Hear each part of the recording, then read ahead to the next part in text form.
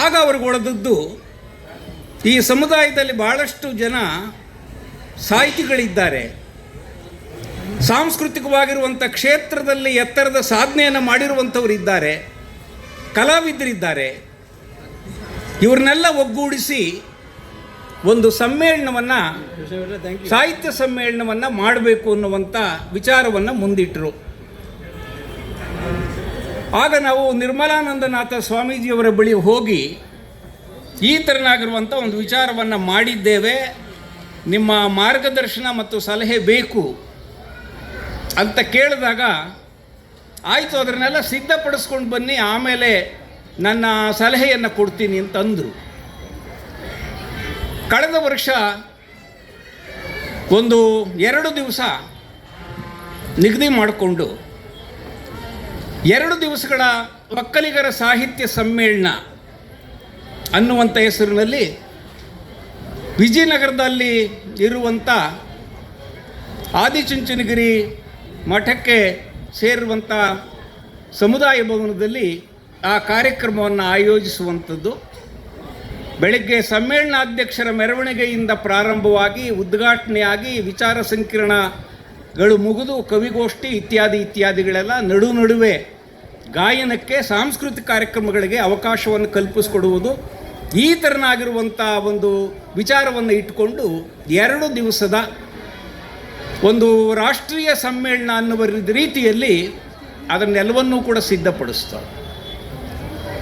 ಅಂತಿಮವಾಗಿ ನಿರ್ಮಲಾನಂದನಾಥ ಸ್ವಾಮೀಜಿಗಳ ಬಳಿಗೆ ಹೋದಾಗ ಮಾಡಿರುವಂಥದ್ದೆಲ್ಲವೂ ಸರಿಯಾಗಿದೆ, ದಿನಾಂಕವನ್ನು ನಿಗದಿ ಮಾಡಿದ್ದೀರಿ ಮತ್ತು ಸಮುದಾಯ ಭವನವನ್ನೂ ಗೊತ್ತುಪಡಿಸಿದ್ದೀರಿ.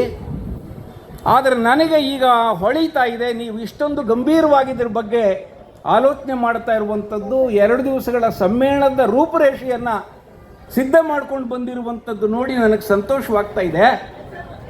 ಆದರೆ ನೀವು ಗೌಡರ ಸೇನೆಯಿಂದ, ಗೌಡತಿಯರ ಸೇನೆಯಿಂದ ಈ ಕಾರ್ಯಕ್ರಮವನ್ನು ಮಾಡಿದ್ರೆ ಯಾವುದೋ ಒಂದು ಸಂಘಟನೆ ಮಾತ್ರ ಒಂದು ಮಿತಿಯೊಳಗಡೆ ಈ ಸಮ್ಮೇಳನವನ್ನು ಮಾಡಿದಂತ ಆಗ್ತದೆ. ಅದಕ್ಕೆ ಬದಲಾಗಿ ನಾನು ರಾಜ್ಯ ಒಕ್ಕಲಿಗರ ಸಂಘದ ಅಧ್ಯಕ್ಷರ ಜೊತೆಯಲ್ಲಿ ಮಾತನಾಡ್ತೀನಿ. ನಿಮ್ಮ ಪರಿಕಲ್ಪನೆ ಕನ್ನಡ ಸಾಹಿತ್ಯ ಪರಿಷತ್ತು ನಡೆಸುವಂಥ ಅಖಿಲ ಭಾರತ ಸಾಹಿತ್ಯ ಸಮ್ಮೇಳನದ ಸ್ವರೂಪ ಏನಿದೆ, ಅದರ ಗಾಂಭೀರ್ಯ ಏನಿದೆ, ಅದರ ವಿಸ್ತಾರ ಏನಿದೆ, ಅದರ ವೈವಿಧ್ಯತೆ ಏನಿದೆ, ಅದೆಲ್ಲವನ್ನೂ ಒಳಗೊಳ್ಳುವಂಥದ್ದು. ಅಂಥದ್ದನ್ನು ಒಂದು ಸಂಘಟನೆ ಮಾಡುವಂಥದ್ದು ಸರಿಯಲ್ಲ. ನಿಮ್ಮ ಆಸಕ್ತಿಯನ್ನು ಮೆಚ್ಕೊಳ್ತೀನಿ, ನಿಮಗಿರುವಂಥ ಉತ್ಸಾಹವನ್ನು ಮೆಚ್ಕೊಳ್ತೀನಿ. ಆದರೆ ಒಕ್ಕಲಿಗರ ಸಾಹಿತ್ಯ ಸಮ್ಮೇಳನವನ್ನು ಈ ರಾಜ್ಯದ ಒಕ್ಕಲಿಗರ ಸಂಘ ಮಾಡೋದಾದರೆ ಅದು ಹೆಚ್ಚು ಸಾರ್ಥಕವಾಗುತ್ತದೆ ಅಂತ ಹೇಳಿದರು. ನಾನು ಆ ವಿಚಾರದಲ್ಲಿ ಅದು ಸೂಕ್ತ ಇರಬಹುದು ಅಂತ ಅಂದ್ಕೊಂಡೆ. ಆದರೆ ಕೃಷ್ಣೇಗೌಡರು ಅದಕ್ಕೆ ತಕರಾರು ಎತ್ತಿದ್ರು ಸ್ವಾಮೀಜಿಯವರ ಎದುರುಗಡೆನೆ. ಒಕ್ಕಲಿಗರ ಸಂಘದವರು ಸಾಹಿತ್ಯ ಸಮ್ಮೇಳನವನ್ನು ಆಯೋಜಿಸ್ತಾರೆ ಎನ್ನುವಂಥ ನಂಬಿಕೆ ನನಗಿಲ್ಲ. ಅವ್ರಿಗೆ ಆಸಕ್ತಿ ಇರುವಂಥ ವಿಚಾರಗಳು ಬೇರೆ ಬೇರೆ. ಸಾಹಿತ್ಯಕ್ಕೂ ಒಕ್ಕಲಿಗರ ಸಂಘದ ಅಧ್ಯಕ್ಷರಿಗೂ ಪದಾಧಿಕಾರಿಗಳಿಗೂ ಏನು ಸಂಬಂಧ, ನಮಗೆ ನಂಬಿಕೆ ಇಲ್ಲ ಅಂತ ಅಲ್ಲೇ ಪ್ರತಿಭಟನೆ ಮಾಡಿದ್ರು. ಆದರೆ ಸ್ವಾಮೀಜಿಯವರು ಸಮಾಧಾನ ಮಾಡಿದ್ರು, ಇಲ್ಲ ನಾನು ಅಧ್ಯಕ್ಷರ ಜೊತೆಯಲ್ಲಿ ಮಾತನಾಡ್ತೀನಿ, ನನಗೂ ಒಂದು ಅವಕಾಶ ಕೊಡಿ. ಅವ್ರು ಹೇಳಿದ ನಂತರದಲ್ಲಿ ಮುಂದೆ ಏನಾಗ್ತದೆ ನೋಡೋಣ ಅಂತ. ಒಂದು 15 ದಿವಸ ನಾವು ಸಮಯ ತೆಗೆದುಕೊಂಡು ಮತ್ತೆ ಸ್ವಾಮೀಜಿಯವ್ರನ್ನ ಭೇಟಿ ಮಾಡಿದಾಗ ಅವ್ರು ಹೇಳಿದರು, ಅಧ್ಯಕ್ಷರಿಗೆ ಹೇಳಿದ್ದೀನಿ, ಭಾಳ ಸಂತೋಷದಿಂದ ಒಪ್ಕೊಂಡಿದ್ದಾರೆ. ನೀವು ಸಲಹೆ ಕೊಟ್ಟ ಮೇಲೆ ನಿರ್ಮಲಾನಂದನಾಥ ಸ್ವಾಮೀಜಿಯವರು, ಒಕ್ಕಲಿಗರ ಸಂಘವು ಈ ಅಖಿಲ ಭಾರತ ವ್ಯಾಪ್ತಿಯ ಒಕ್ಕಲಿಗರ ಸಾಹಿತ್ಯ ಸಮ್ಮೇಳನವನ್ನು ಮಾಡಬೇಕು ಅಂತ ಹೇಳೋದು ನಾವು ಕಟ್ಟಪ್ಪಣೆ ಅಂತ ಭಾವಿಸ್ತೀವಿ, ಆದೇಶ ಅಂತ ಭಾವಿಸ್ತೀವಿ. ನಾವು ಇದನ್ನು ಖಂಡಿತವಾಗಿಯೂ ಮಾಡ್ತೀವಿ ಅನ್ನೋ ಉತ್ತರವನ್ನು ಆಗ ಇದ್ದಂಥ ಅಧ್ಯಕ್ಷರು ಕೊಟ್ಟಿದ್ದಾರೆ. ಆದ್ದರಿಂದ ಅವರು ಮಾಡ್ತಾರೆ. ಅವರಿಗೆ ನಿಮ್ಮ ಹೆಸರುಗಳನ್ನೆಲ್ಲ ಕೊಟ್ಟಿದ್ದೀನಿ, ಇವರನ್ನ ಸಂಪರ್ಕಿಸಿ ಆ ಸಮ್ಮೇಳನದ ಸ್ವರೂಪ ಹೇಗಿರಬೇಕು, ಅವ್ರಿಗೆ ನೀವು ಯಾವ ರೀತಿ ನೆರವು ನೀಡಬೇಕು, ಅದೆಲ್ಲವೂ ಕೂಡ ಅಲ್ಲಿ ಚರ್ಚೆ ಆಗ್ತದೆ ಅಂತಂದು ನಾವು ಮತ್ತೆ 15 ದಿವಸ ಕಾದಿದ್ದಾಯಿತು, 1 ತಿಂಗಳು ಕಾದಿದ್ದಾಯಿತು. ಒಕ್ಕಲಿಗರ ಸಂಘದ ಅಧ್ಯಕ್ಷರಿಂದ ಅವರು ಯಾರ್ಯಾರಿಗೆ ಸಂಪರ್ಕ ಸಂಖ್ಯೆ ಕೊಟ್ಟಿದ್ರೋ ಅವ್ರು ಯಾರಿಗೂ ಕೂಡ ಕರೆ ಬರಲಿಲ್ಲ. ಕೊನೆಗೆ ಮತ್ತೆ ಆದಿಚುಂಚನಗಿರಿ ಕ್ಷೇತ್ರಕ್ಕೆ ಹೋಗಿ ನಾವೇ ಸ್ವಾಮೀಜಿಯವರನ್ನು ಭೇಟಿ ಮಾಡಿದೋ. ಸ್ವಾಮೀಜಿ ನೋಡಿ, ನಮಗೆ ಯಾರಿಗೂ ಅವರು ಪ್ರತಿಕ್ರಿಯಿಸಲಿಲ್ಲ, ಪ್ರತಿಸ್ಪಂದಿಸಲಿಲ್ಲ. ಕೃಷ್ಣೇಗೌಡರು ಆವಾಗಲೇ ಇದಕ್ಕೆ ವಿರೋಧ ವ್ಯಕ್ತಪಡಿಸಿದರು, ಅವರು ಇದನ್ನು ಮಾಡಲ್ಲ ಅಂತ, ನೋಡಿ ಹೀಗಾಗಿದೆ ಅಂತ. ಇಲ್ಲ ಅದು ಹೇಗಾಗಲ್ಲ ನೋಡೋಣ, ನಾನು ಇನ್ನೊಂದು ಸಾರಿ ಹೇಳ್ತೀನಿ. ಒಂದು ಪಕ್ಷ ಒಕ್ಕಲಿಗರ ಸಂಘ ಈ ಸಮ್ಮೇಳನವನ್ನು ಮಾಡೋಕ್ಕೆ ಸಾಧ್ಯ ಇಲ್ಲ ಅನ್ನೋದು ನಮಗೆ ಮನವರಿಕೆಯಾದರೆ ನಾವು ಆದಿಚುಂಚನಗಿರಿ ಮಹಾಸಂಸ್ಥಾನ ಮಠದಿಂದಲೇ ಈ ಸಮ್ಮೇಳನವನ್ನು ಮಾಡ್ತೀವಿ ಎನ್ನುವಂಥ ಆಶ್ವಾಸನೆಯನ್ನು ಕೊಟ್ಟರು. ಅದಾದಮೇಲೂ ಕೂಡ ಒಂದೆರಡು ತಿಂಗಳುಗಳ ಕಾಲ ಕಾದಿದ್ದಾಯಿತು. ಮತ್ತೆ ಸ್ವಾಮೀಜಿಯವ್ರನ್ನ ಭೇಟಿ ಮಾಡ್ದೋ, ನಾವು ನಿರಾಶೆಯನ್ನು ವ್ಯಕ್ತಪಡಿಸ್ತೋ, ಒಕ್ಕಲಿಗರ ಸಂಘದವರಿಂದ ಯಾವ ಕರೆಯೂ ಕೂಡ ಬರಲಿಲ್ಲ ಅಂತ. ಆಗ ಸ್ವಾಮೀಜಿಯವರು ಆಯಿತು ಬಿಡಿ, ಇದನ್ನು ನಾವೇ ಮಾಡೋಣ, ಈಗ ಸ್ವಲ್ಪ ಮಠಕ್ಕೆ ಸಂಬಂಧಪಟ್ಟಂಥ ಚಟುವಟಿಕೆಗಳು ತೀವ್ರವಾಗಿ ನಡೀತಾ ಇರೋದ್ರಿಂದ ಸ್ವಲ್ಪ ಕಾಲಾವಕಾಶವನ್ನು ತೆಗೆದುಕೊಳ್ಳೋಣ ಅಂತ ಅಂದರು. ಆನಂತರದಲ್ಲಿ ಇವತ್ತು ಕೂಡ ಅವರ ಪಕ್ಕದಲ್ಲಿ ಕೂತಿದ್ದಾಗ ಅದನ್ನು ನೆನಪಿಸ್ದೆ. ಸ್ವಾಮೀಜಿಯವರೇ, ನೀವು ಹೇಳಿದ ರೀತಿಯಲ್ಲಿ ಒಕ್ಕಲಿಗರ ಸಾಹಿತ್ಯ ಸಮ್ಮೇಳನಕ್ಕೆ ಪ್ರತಿಸ್ಪಂದನೆ ಒಕ್ಕಲಿಗರ ಸಂಘದಿಂದ ಬರದೇ ಇರೋದ್ರಿಂದ ನೀವು ಆಶ್ವಾಸನೆ ಕೊಟ್ಟಿದ್ದಂತೆ ಶ್ರೀಮಠದಿಂದಲೇ ಈ ಸಮ್ಮೇಳನವನ್ನು ಮಾಡಬೇಕು ಅಂತ ನೆನಪಿಸ್ದೆ. ಖಂಡಿತ ಮಾಡೋಣ, ಮುಂದಿನ ವಾರದಲ್ಲಿ ಅದರ ಬಗ್ಗೆ ಸಮಾಲೋಚನೆ ಮಾಡೋಣ ಅಂತ ಉತ್ತರವನ್ನು ಕೊಟ್ಟರು. ಈ ನಡುವೆ ಕೃಷ್ಣೇಗೌಡರು ಸುಮ್ಮನೆ ಕೂತ್ಕೊಳ್ಳಿಲ್ಲ. ನಾವೇನೋ ನಮ್ಮ ವಿಚಾರಗಳನ್ನ ಹಂಚಿಕೊಂಡು ನಮ್ಮ ಮಹತ್ವಾಕಾಂಕ್ಷೆ ಏನಿತ್ತು ಅದು ಮುಂದಕ್ಕೆ ಹೋಯಿತು. ಆದ್ದರಿಂದ ಇನ್ನೊಂದು ರೀತಿಯಲ್ಲಿ ನಾವು ಒಕ್ಕಲಿಗ ಸಮುದಾಯವನ್ನು ಸಂಘಟಿಸುವಂಥ ಕೆಲಸವನ್ನು, ಕೊನೆ ಪಕ್ಷ ನಮ್ಮಲ್ಲಿ ಅಭಿಮಾನ ಮೂಡಿಸುವ, ನಮ್ಮನ್ನು ಆಳಿದ ದೊರೆಗಳ ಜೀವನ ಮತ್ತು ಅವರ ಸಾಧನೆಗಳನ್ನು ಕುರಿತು ಪರಿಚಯ ಮಾಡಿಸುವಂಥ ಕೆಲಸವನ್ನಾದರೂ ಮಾಡೋಣ ಅನ್ನುವಂಥ ಯೋಜನೆಯನ್ನು ಹಾಕ್ಕೊಂಡ್ರು. ಆಗ ಗೌಡತಿಯರ ಸೇನೆಯ ಅಧ್ಯಕ್ಷರಾಗಿದ್ದಂಥ ನಮ್ಮ ಭಕ್ತರಳ್ಳಿಯ ಹೆಣ್ಣು ಮಗಳು ರೇಣುಕಾ ಇದರ ಬಗ್ಗೆ ಹೆಚ್ಚಿನ ಉತ್ಸಾಹವನ್ನು ತೆಗೆದುಕೊಂಡು ಈ ಕಾರ್ಯಕ್ರಮವನ್ನು ಆಯೋಜಿಸುವುದರ ಹಿಂದಿನ ಶಕ್ತಿಯಾಗಿ ಕೆಲಸ ಮಾಡಿದ್ರು. ಆಗ ನಾವು ಕುಲಶಿಲ್ಪಿಗಳು ಅನ್ನುವಂಥ ಒಂದು ಶೀರ್ಷಿಕೆಯನ್ನು ಇಟ್ಕೊಂಡು ಗಂಗದೊರೆಗಳು ಸುಮಾರು 850-900 ವರ್ಷಗಳ ಕಾಲ ಈ ನಾಡನ್ನು ಆಳದಂಥವರು, ಅವರಲ್ಲಿ ಆದರ್ಶಪ್ರಾಯರಾಗಿರುವಂಥ 10-12 ಮಂದಿಯನ್ನಾದರೂ ನಾವು ಹುಡುಕಿ ಅವರ ಇತಿಹಾಸದ ಬಗ್ಗೆ ಇತಿಹಾಸ ತಜ್ಞರಿಂದ ತಿಳುವಳಿಕೆಯನ್ನು ಪಡೆದುಕೊಂಡು ಒಬ್ಬೊಬ್ಬರ ಹೆಸರಿನಲ್ಲಿ ಒಂದೊಂದು ತಿಂಗಳಲ್ಲಿ ಒಂದೊಂದು ದಿವಸ ನಾವು ಕಾರ್ಯಕ್ರಮವನ್ನು ಆಯೋಜಿಸಬೇಕು ಅಂತ ಹೇಳಿ ನಿರ್ಧಾರ ಮಾಡಿದೋ. ಆ ರೀತಿ ನಿರ್ಧಾರ ಮಾಡಿದಾಗ ನಿಶ್ಚಲಾನಂದನಾಥ ಸ್ವಾಮೀಜಿಯವರನ್ನ ನಾವು ಭೇಟಿಯಾದೋ. ಸ್ವಾಮೀಜಿ, ಈ ಥರನಾಗಿರುವಂಥ ಒಂದು ಕಾರ್ಯಕ್ರಮವನ್ನು ನಾವು ಮಾಡ್ತಾ ಇದ್ದೀವಿ, ಅದರ ರೂಪರೇಷೆ ತಯಾರಾಗಿದೆ, ಅದನ್ನು ನಾವು ಉದ್ಘಾಟನೆ ಮಾಡೋದಕ್ಕೋಸ್ಕರ ನಯನಾ ಸಭಾಂಗಣದಲ್ಲಿ ದಿನಾಂಕವನ್ನು ಗೊತ್ತುಪಡಿಸಿದ್ದೀವಿ ಅಂತ. ನಿಶ್ಚಲಾನಂದನಾಥ ಸ್ವಾಮೀಜಿಯವರಿಗೆ ಭಾಳ ಸಂತೋಷ ಆಯಿತು. ಭಾಳ ಒಳ್ಳೆಯ ಕೆಲಸವನ್ನು ಮಾಡ್ತಾ ಇದ್ದೀರಿ, ನಾನೂ ಕೂಡ ಮಠದಲ್ಲಿ ಕುಳಿತುಕೊಂಡು ನಮ್ಮ ಸಮುದಾಯದ ಜನರಿಗೆ ವೈಚಾರಿಕ ಶಕ್ತಿಯನ್ನು ಹೇಗೆ ನೀಡಬೇಕು ಅಂತ ನಾನು ಆಲೋಚನೆ ಮಾಡ್ತಾ ಇದ್ದೀನಿ. ಸಾಂಪ್ರದಾಯಿಕವಾಗಿ ಬಂದಿರುವಂಥ ಜಡತ್ವವನ್ನು ಕೊಡವಿ, ಮೂಢನಂಬಿಕೆಗಳಲ್ಲಿ ಮುಳುಗಿ ಹೋಗಿರುವಂಥವರಿಗೆ ಒಂದಷ್ಟು ವೈಚಾರಿಕ ಶಕ್ತಿಯನ್ನು ಕೊಟ್ಟರೆ, ಅವರಲ್ಲಿ ವೈಚಾರಿಕ ಜಾಗೃತಿಯನ್ನು ಮಾಡುವುದಾದರೆ ನಾವು ಈ ಸಮುದಾಯ ಅಭಿವೃದ್ಧಿಯಾಗಬೇಕು, ಈ ಸಮುದಾಯದವರಿಗೆ ತಮ್ಮ ಕಷ್ಟಗಳೇನು, ಇವು ಯಾಕೆ ಬರ್ತವೆ ಎನ್ನುವಂಥದ್ದು ಅರ್ಥ ಆಗಬೇಕು, ಯಾರು ಈ ಕಷ್ಟಗಳನ್ನು ಪರಿಹರಿಸಬೇಕಾಗಿತ್ತೋ ಆ ಥರನಾಗಿರುವಂಥ ಇಚ್ಛಾಶಕ್ತಿ ಇಲ್ಲದೆ ಇರುವಂಥ ರಾಜಕಾರಣಿಗಳನ್ನು ಪ್ರಶ್ನೆ ಮಾಡಬೇಕು. ಇದಕ್ಕೆ ಸಂಬಂಧಪಟ್ಟಂತೆ ಕೃಷಿ ಚಟುವಟಿಕೆಗಳಿಗೆ ಸಂಬಂಧಪಟ್ಟ ಹಾಗೆಯೇ ರೈತ ಸಮುದಾಯ, ನಾಡಿನ ಅನ್ನದಾತ ಅಂತ ಕರೆಸ್ಕೊಳ್ಳುವಂಥವರು ನಿರಂತರವಾಗಿ ಸಮಸ್ಯೆಗಳನ್ನು ಅನುಭವಿಸ್ತಾ ಬಂದಿದ್ದಾರೆ. ಪಕ್ಷಾತೀತವಾಗಿ ಕರ್ನಾಟಕವನ್ನು ಆಳಿದಂಥ ಎಲ್ಲ ಸರ್ಕಾರಗಳು ಕೂಡ ಕೃಷಿ ಸಂಸ್ಕೃತಿಯನ್ನು ನಿರ್ಲಕ್ಷಿಸುತ್ತಾ ಬಂದಿವೆ. ಅಲ್ಲಿನ ಮುಖ್ಯಮಂತ್ರಿಗಳಾಗಿರ್ಬೋದು, ಕೃಷಿ ಸಚಿವರಾಗಿರ್ಬೋದು, ಈ ನಾಡಿನ ರೈತರನ್ನು ಉದ್ಧಾರ ಮಾಡುವಂಥ ಯೋಜನೆಗಳನ್ನು ಹಾಕ್ಕೊಂಡು ಅದನ್ನು ಪ್ರಾಮಾಣಿಕವಾಗಿ ಮಾಡಿದ್ದು ಕಡಿಮೆ.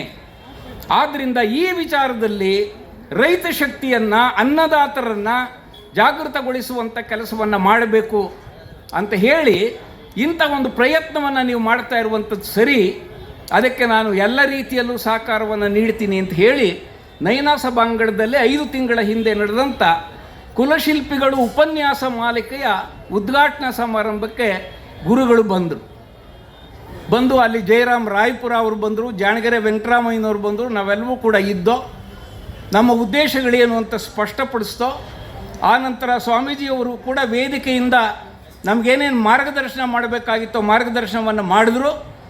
ಇದನ್ನು ಇನ್ನೂ ವ್ಯವಸ್ಥಿತವಾಗಿ ಮಾಡೋಣ. ಈ ಕಾರ್ಯಕ್ರಮ ಆದ ನಂತರದಲ್ಲಿ ಆಗಸ್ಟ್ ತಿಂಗಳಲ್ಲಿ ಜಗದ್ಗುರು ಕುಮಾರ ಚಂದ್ರಶೇಖರನಾಥ ಸ್ವಾಮೀಜಿಯವರ ಮೊದಲ ವರ್ಷದ ಒಂದು ಪುಣ್ಯಸ್ಮರಣೆ ಕಾರ್ಯಕ್ರಮ ಇರುತ್ತದೆ. ನಾಡಿನಾದ್ಯಂತ ಸಮುದಾಯದ ಜನಗಳು ಸಾವಿರ ಸಂಖ್ಯೆಯಲ್ಲಿ ಬರ್ತಾರೆ. ಬೆಳಗ್ಗೆ ಆ ಕಾರ್ಯಕ್ರಮ ನಡೀತದೆ. ಮಧ್ಯಾಹ್ನ ಒಂದು ಉಪನ್ಯಾಸ ಮಾಲಿಕೆಯನ್ನು ನೀವು ಇಟ್ಕೋಬಹುದು ಅಂತ ಹೇಳಿ ಅದರ ನಡುವೆ 4 ಉಪನ್ಯಾಸ ಮಾಲಿಕೆಗಳನ್ನು ಮುಗಿಸಿ ನಾವು ಇವತ್ತಿಗೆ ಬರೋದಕ್ಕೆ ಸಾಧ್ಯ ಆಯಿತು. ಇಂಥ ಒಂದು ಕಾರ್ಯಕ್ರಮವನ್ನು ಇಲ್ಲಿ ಆಯೋಜಿಸುವುದರ ಹಿಂದೆ ಇರುವಂಥ ಪ್ರೇರಣೆ ಮತ್ತು ಸಹಕಾರ, ಸ್ಫೂರ್ತಿ ಎಲ್ಲವೂ ಕೂಡ ಪೂಜ್ಯರಾದ ನಿಶ್ಚಲಾನಂದನಾಥ ಸ್ವಾಮೀಜಿಯವರು ಅನ್ನುವಂಥದ್ದನ್ನು ನಾನು ಸ್ಮರಿಸ್ಕೊಳ್ಳೋದಕ್ಕೆ ಬಯಸ್ತೀನಿ. ಆದರೆ ಇದರ ಉದ್ದೇಶ ಇಷ್ಟೇ, ನಾನು ಮೊದಲೇ ಹೇಳಿದ ರೀತಿಯಲ್ಲಿ ಕೊನೆ ಪಕ್ಷ ಗಂಗವಂಶದ ದೊರೆಗಳು ಈಗ ಇಬ್ಬರನ್ನು ಕುರಿತು, ಶ್ರೀಪುರುಷನನ್ನು ಕುರಿತು, ಭೂತಗನನ್ನು ಕುರಿತು ಗಂಟೆಗಟ್ಟಲೆ ಮಾತನಾಡುವಷ್ಟು ವಿಚಾರಗಳಿದ್ದರೂ ಕೂಡ ಸಮಯದ ಈ ಸಂದರ್ಭದ ಮಹತ್ವವನ್ನು ಅರ್ಥ ಮಾಡಿಕೊಂಡು ಡಾಕ್ಟರ್ H.G. ಬೋರ್ಲಿಂಗಯ್ಯನವರು ಮತ್ತು ಡಾಕ್ಟರ್ ದೇವರ ಕೊಂಡಾರೆಡ್ಡಿಯವರು ಅವರವರಿಗೆ ಕೊಟ್ಟಿದ್ದಂಥ ವಿಷಯಗಳನ್ನು ಕುರಿತು ಉಪಯುಕ್ತವಾಗಿರಬಹುದಾದಂಥ ಒಂದಷ್ಟು ಸಂಗತಿಗಳನ್ನು ನಮ್ಮೆದುರುಗಳು ಇಟ್ಟಿದ್ದಾರೆ. ಅಂದರೆ ಗಂಗವಂಶದ ಕೃಷಿ ಸಂಸ್ಕೃತಿಯಿಂದ ಬಂದು ಒಂದು ಅತ್ಯದ್ಭುತವಾದ ಪ್ರಭುತ್ವವನ್ನು ಕಟ್ಟಿ ಜನಪರವಾದ ಒಂದು ಆಡಳಿತವನ್ನು ಕೊಡುವುದರಲ್ಲಿ ಪ್ರಸಿದ್ಧರಾಗಿರುವಂಥ ಆ ದೊರೆಗಳ ಸಾಧನೆ ಏನು, ಅವರ ಆದರ್ಶ ಗುಣಗಳೆಂಥದ್ದು ಅನ್ನುವಂಥದ್ದನ್ನು ಸ್ವಲ್ಪ ನಾವು ಮೈಗೂಡಿಸ್ಕೊಳ್ಳೋಕ್ಕೆ ಸಾಧ್ಯವೇ. ರಾಜ್ಕುಮಾರ್ ಅವರ ಒಂದು ಸಿನಿಮಾ ಗೀತೆಯಲ್ಲಿ ಕನ್ನಡಿಗರು ನಾವೆಂಬ ಅಭಿಮಾನವಿರಲಿ ಅಂತ ಹೇಳ್ತಿರ್ತಾರೆ. ಕನ್ನಡಿಗರಲ್ಲಿ ನಾವು ಕನ್ನಡಿಗರು ಎನ್ನುವಂಥ ಅಭಿಮಾನ ಇಲ್ಲ. ಅಕ್ಕಪಕ್ಕದ ರಾಜ್ಯದಲ್ಲಿರುವಂಥ ಬೇರೆ ಬೇರೆ ಭಾಷೆಯವರು ಅವರವರ ಭಾಷೆಯ ಬಗ್ಗೆ ಎಂಥ ಅಭಿಮಾನವನ್ನು ತೋರಿಸ್ತಾ ಇದ್ದಾರೆ. ಆ ಸರ್ಕಾರಗಳು ಎಂತೆಂಥ ಆದೇಶವನ್ನು, ಭಾಷೆಯನ್ನು ರಕ್ಷಿಸುವ ಪರವಾಗಿ, ಅದನ್ನು ಪ್ರಚಾರ ಮಾಡುವ ಪರವಾಗಿ ಹೊರಡಿಸ್ತಾ ಇವೆ. ಅದನ್ನು ನೋಡಿಯೂ ಕೂಡ ನಮ್ಮ ಸರ್ಕಾರಗಳು ಕಲಿಯುತ್ತಿಲ್ಲ, ನಮ್ಮ ಜನಗಳು ಒತ್ತಾಯಿಸುತ್ತಿಲ್ಲ. ಆದ್ದರಿಂದ ಕನ್ನಡಿಗರು ನಾವೆಂಬ ಅಭಿಮಾನವಿರಲಿ ಅಂತ ಹೇಳಿದ ಹಾಗೆ ಕೃಷಿ ಸಂಸ್ಕೃತಿಯಿಂದ ಈ ನಾಡನ್ನು ಸಲಹುತ್ತಿರುವಂಥ ಒಕ್ಕಲಿಗ ಸಮುದಾಯ ನಾವು ಒಕ್ಕಲಿಗರು ಎನ್ನುವಂಥ ಅಭಿಮಾನವನ್ನು ತಳೆಯದೇ ಇದ್ದರೆ, ಈ ಸಮುದಾಯದಲ್ಲಿ ಹುಟ್ಟಿದವರು ನಾವು, ನಮಗೆ ಆದರ್ಶರಾಗುವಂಥವರು ಈಗಾಗಲೇ ಈ ನಾಡನ್ನು ಆಳಿ ಹೋಗಿದ್ದಾರೆ ಅನ್ನುವಂಥದ್ದನ್ನು ನಾವು ನೆನಪು ಮಾಡಿಕೊಳ್ಳದೇ ಇದ್ದರೆ, ಆ ಗುಣಗಳನ್ನು ಅಳವಡಿಸ್ಕೊಳ್ಳದೇ ಇದ್ದರೆ ನಾವು ಒಕ್ಕಲಿಗ ಸಮುದಾಯದಲ್ಲಿ ಹುಟ್ಟಿಯೂ ಕೂಡ ಪ್ರಯೋಜನವಿಲ್ಲ. ಹಾಗಾಗಿ ಯಾವುದೇ ಸಮುದಾಯ ತಮ್ಮ ತಮ್ಮ ಮಹತ್ವಾಕಾಂಕ್ಷೆಗಳನ್ನು, ಗುರಿಗಳನ್ನು, ಕನಸುಗಳನ್ನು ಸಂಘಟನೆಯ ಮೂಲಕ ಈಡೇರಿಸಿಕೊಳ್ಳುವಂಥ ದಿಕ್ಕಿನಲ್ಲಿ ಹೋರಾಟವನ್ನು ಕೂಡ ಮಾಡ್ತಾ ಇದ್ದಾರೆ. ತಮ್ಮ ಮಹತ್ವಾಕಾಂಕ್ಷೆಯನ್ನು ಈಡೇರಿಸಬಲ್ಲಂಥ ನಾಯಕರನ್ನು ಆಯ್ಕೆ ಮಾಡಿ ಕಳಿಸ್ತಾ ಇದ್ದಾರೆ. ಆ ವಿಚಾರದಲ್ಲಿ ನಾವು ಹಿಂದೆ ಬಿದ್ದಿದ್ದೀವ, ನಾವು ಸೋತಿದ್ದೀವ, ಆಲೋಚನೆ ಮಾಡ್ತಾ ಇಲ್ವಾ ಅನ್ನೋದ್ರ ಬಗ್ಗೆ ನಾವು ಮತ್ತೆ ಆಲೋಚನೆ ಮಾಡಬೇಕಾದಂಥ ಅಗತ್ಯ ಇದೆ. ಈ ಥರನಾಗಿರುವಂಥ ಕುವೆಂಪು ಅವರು ಹೇಳಿದಾಗೆ ಜನತಾ ಪ್ರಜ್ಞೆಗೆ ವೈಚಾರಿಕ ಜಾಗೃತಿಯನ್ನು ಕೊಟ್ಟರೆ, ಕೃಷಿ ಸಂಸ್ಕೃತಿಯ ಒಕ್ಕಲಿಗ ಸಮುದಾಯಕ್ಕೆ ಹೀಗೆ ವಿಚಾರ ಮಾಡುವಂಥ ಶಕ್ತಿಯನ್ನು ಕೊಟ್ಟರೆ, ನಮ್ಮ ಬಗ್ಗೆ ನಾವು ಅಭಿಮಾನವನ್ನು ಮೂಡಿಸ್ಕೊಳ್ಳೋಕ್ಕೆ ಸಾಧ್ಯ ಆಗೋದಾದರೆ, ಎಲ್ಲೆಲ್ಲಿ ರಾಜಕಾರಣ ಅನ್ನುವಂಥದ್ದು ತಪ್ಪುಗಳನ್ನು ಮಾಡ್ತಾ ಇದೆಯೋ, ರೈತರ ಪರವಾಗಿ ನಿಲ್ತಾ ಇಲ್ವೋ, ಹೋರಾಟಗಳನ್ನು ಸರಿಯಾದ ರೀತಿಯಲ್ಲಿ ನಡೆಸ್ಕೊಂಡು ಹೋಗೋಕ್ಕೆ ಬಿಡದೇನೆ ಅಡ್ಡಗಾಲ ಆಗ್ತಾ ಇದೆಯೋ, ಅಲ್ಲೆಲ್ಲ ಪ್ರಶ್ನಿಸುವಂಥ ಕೆಲಸವನ್ನು ಪಕ್ಷಾತೀತವಾಗಿ ನಾವು ಮಾಡಬೇಕಾಗಿದೆ. ಈ ರೀತಿಯ ಕರೆಗಳನ್ನು ನಮ್ಮ ಮುತ್ಸದ್ದಿಗಳಾಗಿರುವಂಥ ಸಾಹಿತಿಗಳು ತಮ್ಮ ಕವಿತೆಗಳ ಮೂಲಕ, ತಮ್ಮ ಸಾಹಿತ್ಯದ ಮೂಲಕ, ತಮ್ಮ ಭಾಷಣಗಳ ಮೂಲಕ ಕೊಟ್ಟರೂ ಕೂಡ ಅದು ಸಮುದಾಯವನ್ನು ತಲುಪದೇ ಇರುವಂಥ ಒಂದು ಸಾಧ್ಯತೆ ಇದೆ. ಒಕ್ಕಲಿಗರ ಸಂಘದ ಪದಾಧಿಕಾರಿಗಳಾಗಿದ್ದಂಥವರು, ಅದರ ಅಲ್ಲಿ ನಿಕಟವರ್ತಿಗಳಾಗಿರುವಂಥವರು, ಅಲ್ಲಿ ಏನೇನು ನಡೀತಾ ಇದೆ ಅಂತ ಗೊತ್ತಿರುವಂಥ ಪ್ರೊಫೆಸರ್ ಕೆ ಮಲ್ಲಯ್ಯನವರು ಇಲ್ಲಿದ್ದಾರೆ, ಆ ದೇವೇಗೌಡರು ಕೂಡ ಇಲ್ಲಿದ್ದಾರೆ. ಆದ್ದರಿಂದ ಒಕ್ಕಲಿಗರ ಸಂಘ ಒಂದು ಸಾಹಿತ್ಯ ಸಮ್ಮೇಳನವನ್ನು ರಾಷ್ಟ್ರ ಮಟ್ಟದಲ್ಲಿ ನಡೆಸೋದಕ್ಕೆ ಸಾಧ್ಯವಾಗೋದಾದರೆ, ನಿರ್ಮಲಾನಂದನಾಥ ಸ್ವಾಮೀಜಿಯವರ ನೇತೃತ್ವದಲ್ಲಿ ಮತ್ತು ಪೂಜ್ಯರಾದಂಥ ನಿಶ್ಚಲಾನಂದನಾಥ ಸ್ವಾಮೀಜಿಯವರ ಮಾರ್ಗದರ್ಶನದಲ್ಲಿ ಮಾಡೋಕ್ಕೆ ಸಾಧ್ಯ ಆಗೋದಾದರೆ, ಒಕ್ಕಲಿಗ ಸಮುದಾಯವು ಕೂಡ ಒಂದು ಭಾವೈಕ್ಯತೆಯನ್ನು ಸಾಧಿಸುವುದಕ್ಕೆ, ಒಗ್ಗಟ್ಟಾಗುವುದಕ್ಕೆ, ನಮ್ಮ ಸಮಸ್ಯೆಗಳೇನಿವೆ, ಅವುಗಳ ಕಾರಣ ಏನಿದೆ, ಯಾರು ಪರಿಹರಿಸಬೇಕಾಗಿದೆ, ಅವರಿಗೆ ತಿಳುವಳಿಕೆ ಹೇಳುವುದು ಹೇಗೆ, ಅನ್ನುವಂಥದ್ದನ್ನು ದೊಡ್ಡ ಮಟ್ಟದಲ್ಲಿ ನಾವು ಚರ್ಚೆ ಮಾಡೋದಕ್ಕೆ ಸಾಧ್ಯ ಆಗ್ತದೆ. ಅಂಥ ಒಂದು ದೊಡ್ಡ ಆದರ್ಶವನ್ನು ನಾವು ಇಟ್ಕೊಂಡು ಕುಲಶಿಲ್ಪಿಗಳು ಅನ್ನುವಂಥ ಮಾಲಿಕೆಯಲ್ಲಿ ತಿಂಗಳಿಗೊಂದು ಉಪನ್ಯಾಸವನ್ನು ನಡೆಸ್ತಾ ಬಂದಿದ್ದೇವೆ. ಇನ್ನು ಮುಂದೆ ಇನ್ನೂ 7 ನಾವು ಯೋಜಿಸಿಕೊಂಡಿರುವ ರೀತಿಯಲ್ಲಿ 7 ತಿಂಗಳು 7 ಉಪನ್ಯಾಸಗಳು ಬೇರೆ ಬೇರೆ ಭಾಗದಲ್ಲಿರ್ತದೆ. ಇದು ಬೆಂಗಳೂರಿಗೆ ಮಾತ್ರ ಸೀಮಿತವಾಗಬಾರ್ದು. ಬೇರೆ ಬೇರೆ ಜಿಲ್ಲೆಗಳಲ್ಲಿರುವಂಥವರು ಕೂಡ ನಮ್ಮಲ್ಲಿ ಈ ಕಾರ್ಯಕ್ರಮವನ್ನು ನಡೆಸಿ ಅಂತ ಈಗಾಗಲೇ ಆಹ್ವಾನ ಕೊಡ್ತಿರೋದ್ರಿಂದ ಅದರ ಬಗ್ಗೆಯೂ ನಾವು ಮಂಡ್ಯದ ಕಡೆಗೆ ಹೋಗ್ಬೋದು, ಹಾಸನದ ಕಡೆಗೆ ಹೋಗ್ಬೋದು, ಈ ಆಲೋಚನೆಯನ್ನು ಕೂಡ ಮಾಡ್ತಾ ಇದ್ದೀವಿ. ಇದಕ್ಕೆ ನಿಮ್ಮೆಲ್ಲರ ಸಹಕಾರವಿರಲಿ ಅಂತ ಆಶಿಸ್ತಾ ನಮ್ಮ ಗೌಡತಿಯರ ಸೇನೆ ಈ ವಿಚಾರದಲ್ಲಿ ಭಾಳ ಮುನ್ನುಗ್ಗಿ ಕೆಲಸ ಮಾಡ್ತಾ ಇದ್ದೇವೆ.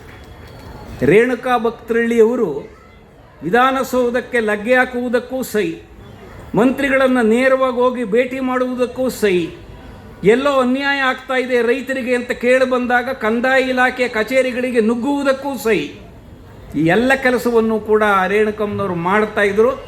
ಅವರನ್ನು ನಾವು ಕಳೆದುಕೊಂಡ ನಂತರದಲ್ಲಿ ಅದರ ಜವಾಬ್ದಾರಿಯನ್ನು ಕೆಂಪಾಜಮ್ಮನವರು ತೆಗೆದುಕೊಂಡಿದ್ದಾರೆ. ಅವರು ಅಷ್ಟೇ ಉತ್ಸಾಹದಿಂದ ನಮ್ಮ ಕೃಷ್ಣೇಗೌಡರ ಆಶಯ ಏನಿದೆ, ನಮ್ಮೆಲ್ಲರ ಬೆಂಬಲ ಏನಿದೆ, ಅದಕ್ಕೆ ಅನುಗುಣವಾಗಿ ಈ ಸಂಘಟನೆಯನ್ನು ತೆಗೆದುಕೊಂಡು ಹೋಗುವಂಥ ಕೆಲಸವನ್ನು ಮಾಡ್ತಾ ಇದ್ದಾರೆ. ಕಾರ್ಯದರ್ಶಿಯಾದಂಥ ರೂಪಾಗೌಡರು ಮತ್ತು ಪದಾಧಿಕಾರಿಗಳಾಗಿರುವಂಥವರು ಕೂಡ ಸ್ವಾಮೀಜಿಯವರ ಸಲಹೆಯನ್ನು ಪಡ್ಕೊಂಡು ಮಾರ್ಗದರ್ಶನದಲ್ಲಿ ಇದನ್ನು ಮುನ್ನಡೆಸಿಕೊಂಡು ಹೋಗುವಂಥ ಒಕ್ಕಲಿಗ ಸಮುದಾಯದ ಒಂದು ಸ್ತ್ರೀ ಶಕ್ತಿಯನ್ನು ಜಾಗೃತವಾಗಿ ಇಡುವಂಥ ಕೆಲಸವನ್ನು ಅವರು ನಿಜವಾಗಿಯೂ ಕೂಡ ಮಾಡ್ತಾ ಇದ್ದಾರೆ. ಅದಕ್ಕಾಗಿ ಅವರನ್ನು ಅಭಿನಂದಿಸಬೇಕು.